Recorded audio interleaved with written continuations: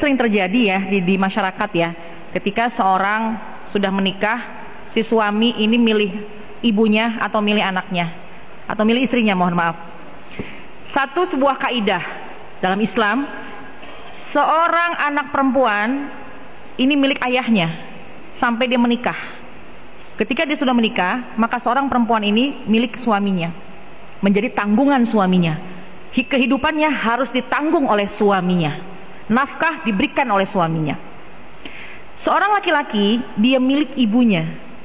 Maksud milik ibunya adalah meskipun si suami atau seorang laki-laki sudah menikah dan dia sebagai seorang suami, maka dia tetap mendahulukan ibunya. Yang disebut mendahulukan adalah tidak zolim kepada istrinya.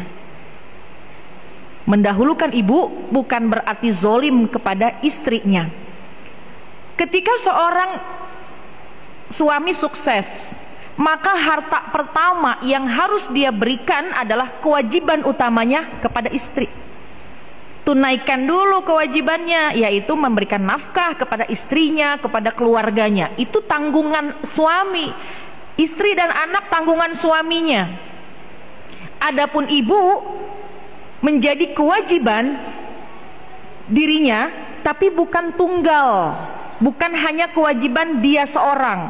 Apalagi kalau si ibu punya anak laki-laki yang lain, apalagi seorang ibu punya anak yang lain. Jadi ketika ada harta yang didapat oleh seorang suami, maka yang harus didahulukan adalah berikan istri, kemudian berikan anak-anaknya.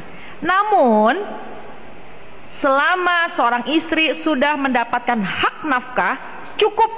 Tidak perlu seorang istri ngorek-ngorek berapa saldo tabunganmu, berapa sih simpenanmu, nggak usah, karena sudah dicukupkan kebutuhannya. Adapun seorang suami mau memberikan kepada orang tuanya tanpa izin istri, boleh. Seorang suami yang sudah memberikan nafkah dari tabungannya ingin memberikan kepada adik-adiknya sebagai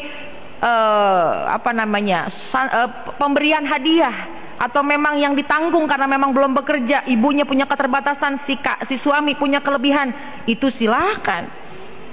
Istri mohon maaf jangan menuntut. Nah ini nih, di antara hal-hal yang sering ada perdebatan adalah kurang memahaminya hak dan kewajiban.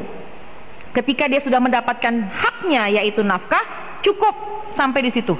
Artinya nafkah ya sesuai kemampuannya, sesuai kemampuan suami. Lain soal ya, ini suaminya punya duit berlebih, istri diberikan nafkah sedikit sehingga tidak mencukupi, tapi dia berlebih kepada orang lain, maka zolim kepada istri. Kalau bisa dijalankan semuanya beriringan, maka itu lebih baik lagi.